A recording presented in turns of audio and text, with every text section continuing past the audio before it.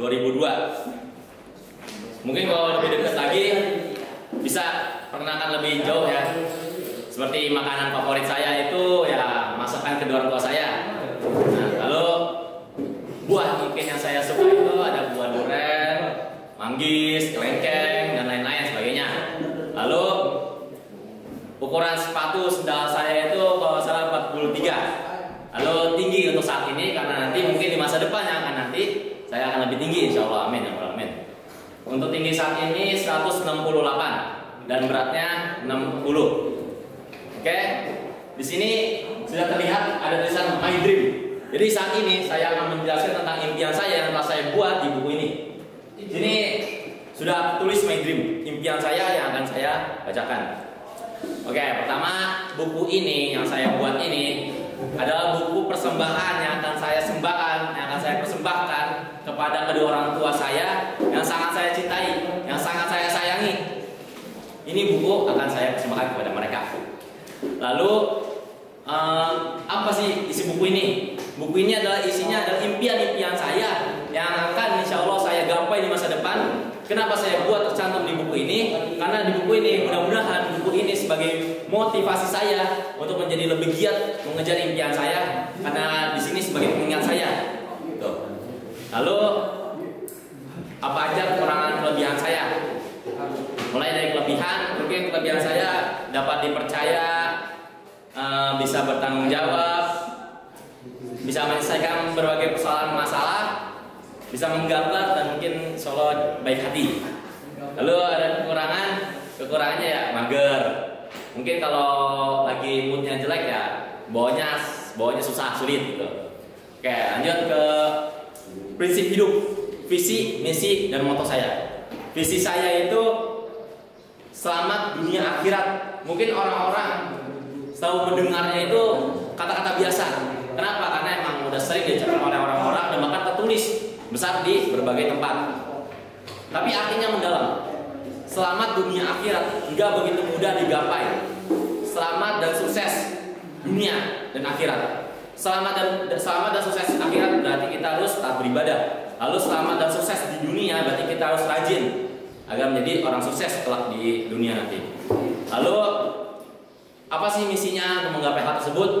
Misi saya pertama itu yang pasti itu rajin beribadah, taat pada aturan agama Islam. Lalu rajin menabung, rajin belajar. Bagaimana sih cara berbisnis gitu loh. Oke, lanjut ke moto saya. Moto saya adalah waktu akan terus berjalan dan bagaimana cara kita waktu itu harus dimanfaatin sebaik-baik mungkin. Waktu itu nggak akan pernah berhenti kecuali nanti akhir zaman. Jadi saya akan terus bergerak sesuai waktu itu bergerak dan akan saya gunakan kemampuan saya akan saya manfaatkan waktu itu sebagaimana rupanya. Lanjut ke bagian peranku di bumi Allah. Peranku di bumi Allah itu pertama sesuai dengan surah Az-Zariyat, yang mana di situ dijelaskan bahwasannya umat manusia dan jin itu diciptakan hanya tujuannya untuk satu, yaitu beribadah. Nah, sebagai untuk beribadah ini bagaimana saya beribadah, apa saja yang saya lakukan? Insyaallah saya akan menghindari dari maksiat, melakukan amal kebaikan, melawan hawa nafsu, membantu dalam kebaikan, beramal amalan solih, taat pada aturan agama, haus ilmu agama. Lalu yang kedua, saya akan sebagai dai, karena dai itu akan menyebarkan pelajaran-pelajaran saya yang saya ambil di pondok ini kepada luar. Nah, sebagai dai apa saja yang saya siapkan? Pertama, saya akan memberikan contoh dan teladan yang baik, itu yang paling utama. Lalu memberikan ilmu yang telah saya pelajari selama di pondok kepada orang lain. Lalu menyampaikan ceramah di masyarakat, haus akan ilmu agama. Nah, saya insya Allah terus belajar tentang agama. Sering-sering belajar dengan lingkungan. Jangan terpaku oleh gaya bahasa buku. Gunakan gaya bahasa sendiri yang itu gaya bahasanya sesuai dengan lingkungan tersebut. Bergaul dan lain-lain. Sebagai pemimpin atau khalifah di muka bumi, itu adalah yang ketiga. Saya akan menjadi seorang pemimpin dan khalifah di muka bumi. Seminimal-minimalnya saya memimpin diri saya pribadi. Lalu apa saja yang saya siapkan, yaitu berlaku adil, mengambil ibrah dari sejarah para pemimpin-pemimpin yang telah lalu, pemimpin-pemimpin umat Islam, para khalifah dan sebagainya. Lalu selalu mengingat Allah, dan yang terakhir semuanya niatkan karena Allah. Lalu orang-orang yang penting dalam hidup saya, orang-orang yang berpengaruh dalam hidup saya. Pertama itu Nabi Muhammad SAW. Beliaulah yang telah menyampaikan, yang telah memberikan kita pelajaran tentang apa itu agama Islam, sehingga saat ini kita terlahir dengan keadaan Islam. Lalu yang kedua adalah kedua orang tua saya. Kedua orang tua saya tulis di sini karena beliau adalah guru pertama saya. Tiada lain selain guru pertama saya kecuali kedua orang tua saya. Mereka yang telah mengajarkan saya menulis, membaca, mengaji dan lain sebagainya.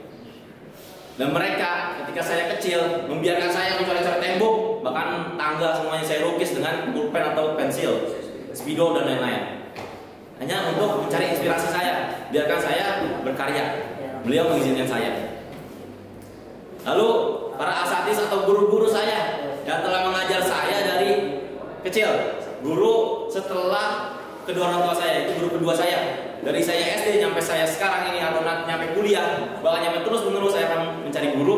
Nah, beliaulah, mereka lah yang telah memberikan saya ilmu yang terus mengalir ke dalam diri saya.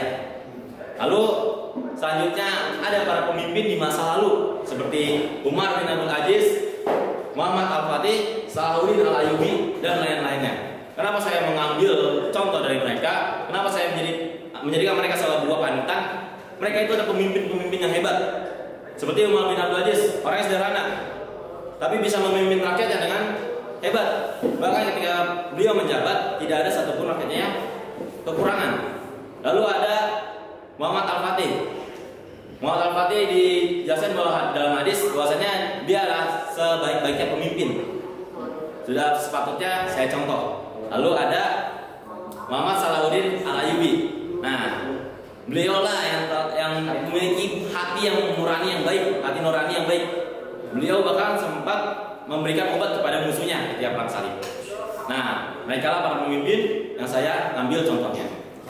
Lalu selanjutnya, apa sih impian saya? Saya mengambil mimpi-mimpi, saya mengambil contoh dari mereka.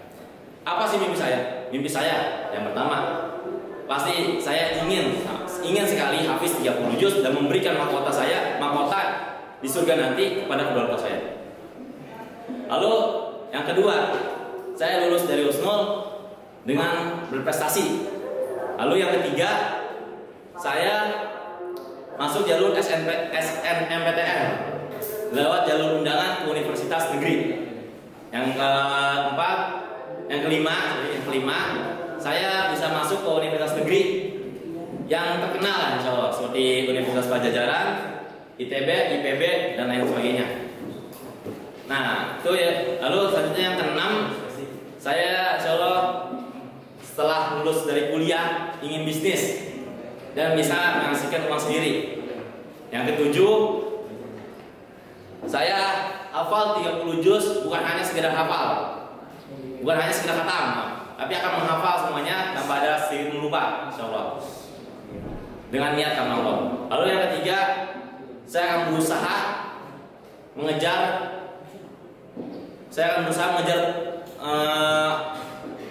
visi saya, yaitu selamat dunia akhirat.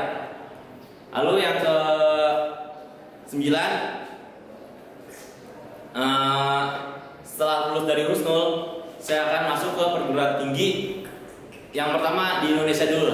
Di Indonesia saya akan masuk ke perguruan tinggi negeri yang pastinya yang terkenal lah. Nah, lalu setelah itu S2-nya saya akan insya Allah masuk ke luar negeri. Dan mungkin mimpi itu hanya sekian. Sebenarnya mimpinya ada lebih dan banyak, tapi itu belum saya tuliskan. Insya Allah akan saya tuliskan di lain hari. Terima kasih. Assalamualaikum warahmatullahi wabarakatuh.